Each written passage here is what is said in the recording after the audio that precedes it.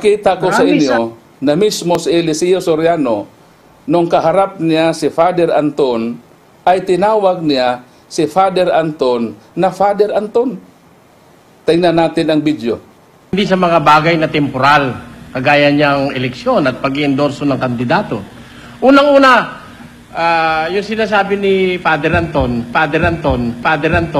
So nakita natin na mismo si Eliseo Soriano ay tumawag kay Father Anton na Father Anton, na siyang nagtuturo din na bawal daw tumawag ng Father sa pare. Ibig sabihin, siya mismo ay sumuway sa kanyang sinabi. Ating mga kaibigan sa ibang sikta ay nahawaan sa mga turo ni Eliseo Soriano. Kaya ating pagtulungang liwanagin sa pamamagitan ng mga video sa mga nagkalat na mga Catholic faith defenders sa YouTube.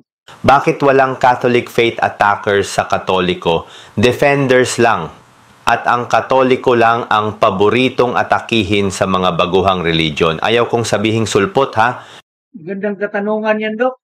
Sa susunod na lang natin ipasagot sa mga CFD rin.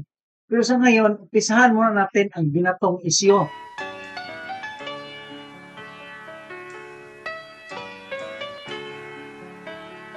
Po natin ang Mateo 23:9. At huwag ninyong tawaging inyong ama ang sino mang tao sa lupa, sapagkat iisa ang inyong ama, sa makatwid bagay siya na nasa langit. Hindi naman yata mahirap intindihin yun eh. Huwag ninyong tawaging inyong ama ang sino mang tao sa lupa, sapagkat iisa ang inyong ama, siya na nasa langit. Sabi ni Kristo. Ang pinagsabihan po mga alagad, mga Kristiyano, tayo raw, kung Kristiyano tayo, huwag nating tatawaging ama ang sino man tao sa lupa. Isa lang daw ang tatawagin nating ama, yung ama na nasa langit. Ito po'y usapang religyoso. Ang Biblia kasi is speaking religiously. Pampananampalataya ang mga salita sa Biblia. Kaya pagdating sa pananampalataya, huwag nating tatawaging ama ang sino mang tao sa lupa. Bakit huwag? Kasi, sabi ni Kristo, huwag kang mangangalo niya. Meron ho bang nangangalo niya? Meron. Kaya sinabi huwag eh. Meron nga kasing ganun eh. Sinabi, huwag niyong tatawaging ama sino man tao sa lupa. Kasi merong sa relihiyon, tinatawag yung kanilang mangangaral ama. Englishin nga natin yan para maliwanag. And call no man your father upon the earth. Why? For one is your Father, which is in heaven. Sino lang daw ho ang tatawagin nating Father? Ano ba tawag nyo sa pare? Father. At pag-i-endorso ng kandidato. Unang-una, yung sinasabi ni Father Anton. So nakita natin na mismo si Eliseo Soriano ay tumawag kay Father Anton na Father Anton. Ano ba? Nakakalitaw ka naman, bro Eliseo Soriano. Ano bang ipasunod mo sa iyong mga alagad?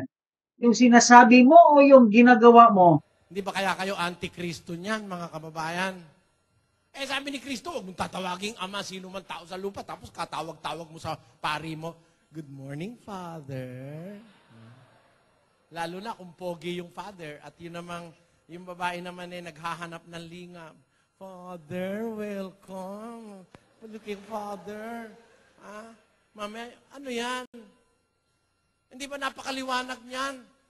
Call no one your father upon the earth, for one is your Father, he that is in heaven. 6:9 tells us, pray. After this manner, therefore, pray ye. Our Father, which art in heaven,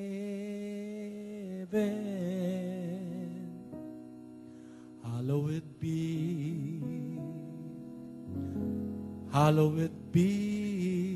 thy name. Thy kingdom. Napansin mo ba, Idol Vert, ang talata na kinanta niya? Our Father in heaven, holy be your name. Our Father in heaven yun, nag-iisa lang yun. Iba yung Our Father on earth, di ba? As it is in heaven. Alam niyo, Amen. Natatandaan niyo yun? Lahat ng Katoliko alam niyan eh. Manalangin kayo ng ganito. Anong panalangin? Ama namin! Nasa kumbento ka. Meron ba nun? Wala nun. Huwag niyong tawagin inyong ama ang sinumang tao sa lupa. Di ba kayo natatakot kay Kristo, mga kapatid? Father ka ng father. Ang masama, hindi lang basta father eh. Dinagdagan pa. Reverend father. Yung iba hindi pa kontento sa reverend. Nilagay pa, most reverend father. Yun namang nasa Roma, most holy father. Lalo namang di grabe. Eh yung ama sa langit, ang tawag mo lang pag nananalangin ka, our father. Walang most, walang more, walang most. Walang reverend, walang kahit ano. Kawawa naman yung father sa heaven. Walang natira sa kanya. Bakit? Lahat ng adjective at adverb in the superlative degree ginamit mo na dito sa nasa lupa. Most holy father. What is left for the father in heaven? Wala na. Direktang labag kay Kristo yan. Ang ibig sabihin ng Mateo 23:9, pagdating sa pananampalataya, hindi tumatawag ang Kristiyano ng Ama sa kanino mang tao sa lupa. Amen! Amen! At pag-i-endorso ng kandidato. Unang-una, yung sinasabi ni Father Anton. So nakita natin na mismo si Eliseo Soriano ay tumawag kay Father Anton na Father Kaya, Anton. alam nyo, yung ginagawa ng Katoliko, mali yun. Ewan ko lang kung aamin ang mga paring Katoliko. Aminin nyo na, mali yung tawag nyo. Tawag ni Kristo yan eh. Ang pinag-uukulan ng salitang Father, yung ama lang, kung anak ka ng Diyos. Ngayon, pag ang tinatawag mong Father ay yung tao, siguro tatay mo yun. Hindi naman katakata kami, anak ang mga pari eh. Tama ba ako mga kapatid? Huwag kayong magagalit. We are speaking of realities. Nag-uusap lang tayo sa totoo. Meron talagang pari na nanganganak. Nagkakaanak. Maraming talagang mahikayat ni Bro Ele dahil magaling umakting bukod sa magaling siyang pumili ng talata na panglaban sa Katoliko. At sa mga nakikinig ng pangaral na hindi nagtatanong sa mga CFD, abay sigurado ka talagang matangay sa malapropetang pangangaral ni Soriano. Merong isang kilalang Pilipino, humawak ng matataas na posisyon sa gobyerno, anak ng pari. Kaya nga ang ganda ng ilong eh. Kastila ang kamay. Pati nga apelido, Kastila rin eh. Ano palagay yung apelido Soriano? Tagalog ba yun? Hindi. Yung pangalan Soriano, pang hindi Tagalog yung Kastila yun. Ang mga pangalan Tagalog, di magiba, di malang. Ama ng aking laman. Pero ang tinatawag ko lang na ama, yung ama sa langit. Yung salita kasing ama, mga kababayan, yun ang pangalan ng makapangyarihan sa lahat. Pangalang walang hanggan. 63:16 ng Isaias. Sapagkat ikaw ay aming ama, bagaman hindi kami kinilala ni Abraham, at hindi kami kilala ng Israel. Ikaw, O Panginoon, ay aming ama, aming manunubos, na mula sa walang pasimula ay siya mong pangalan. Yan, umalisin sa screen. Ikaw ay aming ama, aming manunubos, na mula ng walang pasimula, siya mong pangalan. Yung pala pangalan niya eh. Kaya bawal itawag yun sa iba, sa tao sa lupa. Kasi yun ang pangalan niya, that is his everlasting name. He is our Father. From everlasting is thy name. Yun ang pangalan ng ama. Eh, merong mga tao hindi kumikilala ron eh. Ayaw nilang kilalanin yung pangalang ama. 63:16 yan, ano? Ilagay mo nga sa 19. Kami ay naging gaya ng hindi mga pinagpunuan kailanman. Gaya ng hindi nangatawag sa iyong pangalan. Kita nyo, merong mga tao hindi natawag sa pangalan ng ama eh. Ha? Ang tinatawag, pare. Nakita nyo mga kapatid? Masama po yan. Kaya mga bro, mga kaibigan tunay, kung one side lang ang ating pakinggan, nagmukhang tama. Kaya makinig ka rin sa kabilang side. Mapansin mo na ang talata sa kabila ay wala sa kabilang pahayag. Kumbaga half-truth. At alam natin na ang half-truth ay kasinungalingan. Pero ang mas maganda pa, na mas enjoyable ay ang debate. Pero hindi ako makipagdebate ha. Hindi ako magaling diyan. Kukuha lang ako ng mga video ng mga debate at pasalamatan ko ang mga may-ari ng mga video. Credit to the owner, ika nga, baka makalimutan ko. Pakinggan din natin ang pahayag ni Father Darwin sa isyong pagtawag na Father. Marami ng demonyo na galit sa paring ito kasi marami ng mga demonyo na pinalayas sa kanilang lungga o sa kanilang iglesia. Karamihan sa kanila ay mag ad hominem, Yung ad hominem ay tumitira o naninira sa pagkatao ng kausap hindi sa paksang tinatalakay at mapapansin mo yan kung mauubusan na ng pangangatwiran o walang ng magandang sabihin. Pakinggan natin ang pagpaliwanag sa pari with a humble heart. Kapatid, magandang araw po at welcome na naman sa ating punto por punto. At may kasabihan po tayo.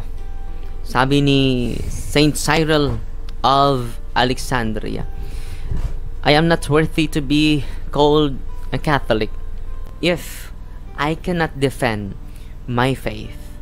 At muli kasama natin si Brother Francis Pilinio, mga kaibigan. Hi, Padre. Ito po ang nasagap natin ng katanungan galing sa ating mga mahal na mga kaibigan sa pananampalataya. Galing po kay GBN. Nakita ko po ito sa post niya sa YouTube, sa ating YouTube account. No? Bakit, Father, tawag mo sa pari? Tatay mo ba siya? Mataas ba siya kay Jesus? Maraming salamat, kapatid na GBN. At then, dito din po sa post sa Facebook, sa ating kapatid na Eliana. Pagdating sa relihiyon, Diyos lang dapat ang tatawagin nating Father. At ginamit niya, Father Darwin, yung Kapitulo 23, versikulo 9 ng San Mateo. Basa. At huwag ninyong tawagin inyong ama ang sinumang tao sa lupa, sapagkat iisa ang inyong ama sa mga katuwid, bagay siya na nasa langit. Ang pangtawag ng Father sa mga pare ng Iglesia Katolika ay labag sa Biblia. Ano po ang sagot nyo dito, Padre? Salamat, Brother Francis. Ito po ang punto por punto na ating sagot sa mahal natin ng mga kaibigan, Brother Jibian at Sister Elena. Yung unang punto ni Brother Jibian, na tatay ba ninyo ang pari, bakit tatawagin ninyo na Father? Hindi naman namin sila tatay sa laman, pero anak kami sa pananampalataya sa mga kaparian. Si San Pablo po ay nagpapatunay na kahit hindi siya naging ama ng laman, pero meron siyang anak sa pananampalataya. Babasahin muna natin ang Philemon chapter 1 verse 10, Brother Francis. Ito ang nakasulat. Ay nakikiusap sa iyo para kay Onesimo na aking anak sa pananampalataya. Ako'y naging isang ama sa kanya habang ako'y nakabilanggo. So, bakit ba naging ama si San Pablo kay Onesimo? Hindi po dahil naging ama siya sa laman, kundi dahil sa magandang balita po. Ito po ang sinasabi ni San Pablo sa unang Korinto Kapitulo 4, versikulo 15. Even if you had 10,000 guardians in Christ, you do not have many fathers. For in Christ Jesus, I became your father through the gospel. I became your father through the gospel. Bakit po naging ama si San Pablo? Dahil po sa magandang balita. At sa Roma 15:16, Brother Francis, isa palang pari si San Pablo o saserdote. Ating babasahin, Brother Francis. Ang Roma, Kapitulo 15, versikulo 16. Ito ang nakasulat, upang maging lingkod ni Kristo Jesus at gumanap ng tungkulin bilang isang saserdote sa mga hintil. So, bilang isang saserdote sa mga hintil. Ano ba yung saserdote? Isa yung Spanish term sa pari. So, kaya pala, tinatawag siya Father. Dahil hindi dahil na tatay siya sa laman o ama siya sa laman, kundi naging anak niya ang mga tao na nakikinig sa magandang balita po. At ang mga pari po ay nangangaral sa magandang balita. Yan po ang rason na bakit tatawagin natin ang mga pari na Father. Dahil sa magandang balita po. At nakasulat yan sa Biblia. At sabi sa ating mahal na kapatid, si Sister Elena, na ang Diyos lang talaga ang tatawagin na Father. Base sa Matthew chapter 23 verse 9. Hindi yan literal, kapatid. Dahil meron tayong mababasa na kahit si Abraham, hindi naman siya Diyos. Pero tinatawag siya Ama nating lahat. Ating mabasahin ang Roma, Kapitulo 4, versikulo 16, Brother Francis. Ito ang nakasulat. Kundi sa lahat ng sumasampalataya rin, tulad ni Abraham, sapagkat siya ang ama nating lahat. Mga kapatid, linaw po. Kahit hindi Diyos si Abraham, pero tinatawag siya Ama nating lahat. Dahil hindi po literal ang Matthew chapter 23 verse 9. Kapag literal ang inyong pag-intindi dyan at pag-uunawa, makabayolita yung lahat. Dahil ano bang tawag sa tatay ninyo? Kumpare? Engineer? Attorney? Hindi naman. Kundi tatay, father, daddy. Yun po ang tawag sa atin ng ating ama. So hindi yun literal ang Matthew chapter 23 verse 9. At kita natin, ang pari pala ay dapat tawagin nating ama. Meron ba tayong mababasa dyan? Ating babasahin ang mga hukom 18:19. Ito ang nakasulat.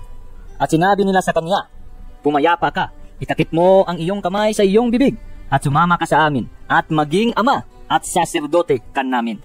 Salamat, Brother Kukoy. At sabi ng banal na kasulatan, at sinabi nila sa kanya, pumayapa ka, itakip mo ang iyong kamay sa iyong bibig at sumama ka sa amin at maging ama, maging father, no? At saserdote ka namin. So, pari yung saserdote. So, ang saserdote o pari ay maging ama ka sa amin. So, mababasa mo yan sa mga hukom 18-19. So, sa pagtawag natin sa pari na father, biblical pala yun. At nasa Biblia ang lahat ng mga punto natin. Mga kapuntos, yan po ang punto per punto na ating sagot. So, biblical pala ang pagtawag sa pari na padre or father. So, Mahirapan silang unawain yan, Idol Vert, dahil sarado na ang utak niyan. Magbago lang yan kapag may demonic attack na katulad nito. Oh. Di, magkaiyo man kuno ko. Magkaiyo mo siya nga. Itom siya mismo. Mingo mo siya niya. Magsilbi na magrosaryo mi padir, nagatubang ko sa altar niya. Ang akong naong naadiri niya, akong lawas nagatubang siya. Ang akong nagatubang dito sa altar. May sulti niya. Di na kumuduol dito, di na kumapil sa rosaryo. Ya 2 AM ako rang usa fa din nagmata. Atakihon ni siya. Ako rin mag-ampo. Salamat sa iyong pagtatyagang manood sa Fitful Believer. Ako'y muling mag-iwan ng kasabihan. Kung mayroon man akong mga pagkukulang sa mga bidyong aking pinaghandaan, sana kayo na ang magsipag magsaliksik sa YouTube para inyong malaman ang buod ng katotohanan. Hanggang sa muli! Please subscribe, like, and share!